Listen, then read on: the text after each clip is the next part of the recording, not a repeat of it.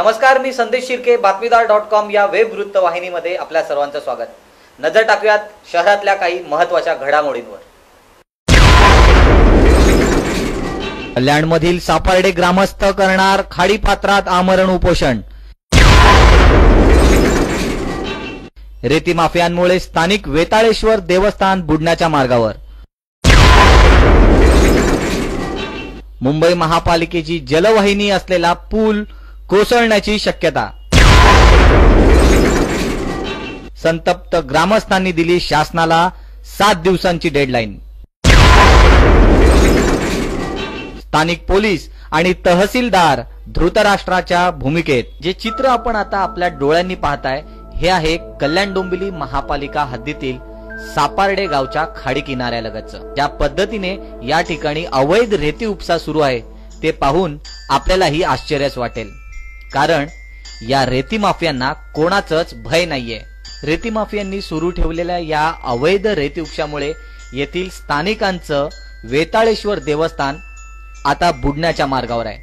त्यामुळे येथील स्थानिक ग्रामस्थांनी आता आमरण उपोषण करण्याचा इशारा दिलाय आणि हे आमरण उपोषण सापर्डे गावच्या खाडीपात्रामध्ये करणार असल्याचं ग्रामस्थांनी स्पष्ट केलंय। प्राचीन काळापासून त्याची पूजा अर्चना करत आहेत आणि ते सर्व लोकांना माहीत असून सुद्धा काही समाजकंटक लोक तिथे येऊन अनधिकृतपणे रेती उपसा करत आहेत।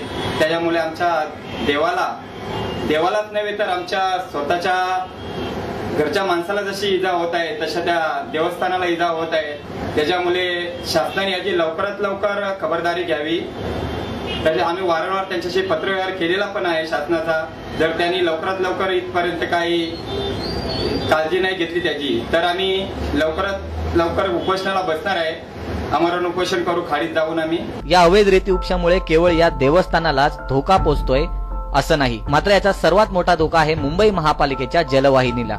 ही जलवाहिनी ज्या सरवली ब्रिज वरून जाते त्या ब्रिज पासून अगदी हाकेच्या अंतरावर बिनबोभाटपणे अवैध रेती उपसा सुरू आहे। मात्र याकडे देखील प्रशासन दुर्लक्ष करतंय असा आरोप येथील ग्रामस्थांनी केलाय। बीएमसीची पाईपलाईन गेलेली आहे आणि ती पाईपलाईन पूर्ण मुंबईला पाणी पुरवठा करत असते। नदी किनारीला पुलाच्या साईडला डेजरचं आपलं पोखलं सर्व आणि ते फुटबॉल मशीन सर्व चालू असतं, सातत्याने चालू असतं। ती पाईपलाईन तुटली तर भरपूर प्रमाणे जीवितहानी वित्तहानी होऊ शकतो आणि मुंबईला कमीत कमी मला 8-10 महिने का वर्षभर सुद्धा पाणी पुरवठा होऊ शकत नाही। या दोन्ही प्रकरणी राज्य सरकारने अथवा संबंधित प्रशासनाने दुर्लक्ष केलं तर येणाऱ्या काही दिवसात याचे परिणाम संबंधित ग्रामस्थांनाच भोगावे लागणार आहेत। देवस्थानावर सरत चाललंय, दसलत चाललंय, पुढ्या पाण्याने पावसाने दसलत चाललंय का याच्यासाठी गाव लोकांनी सर्व आमदार खासदार या लोकांनी या केला पाहिजे। कारण आपण महिन्यापासून आम्ही त्यांना करतो की हे बंद करा का आमचं देवस्थान ढकलत चाललंय की तरी पण ते काय बंद करत नाही, त्यांचा अत्याचार वाढतच चाललाय। त्यामुळे प्रशासनाने योग्य ती कारवाई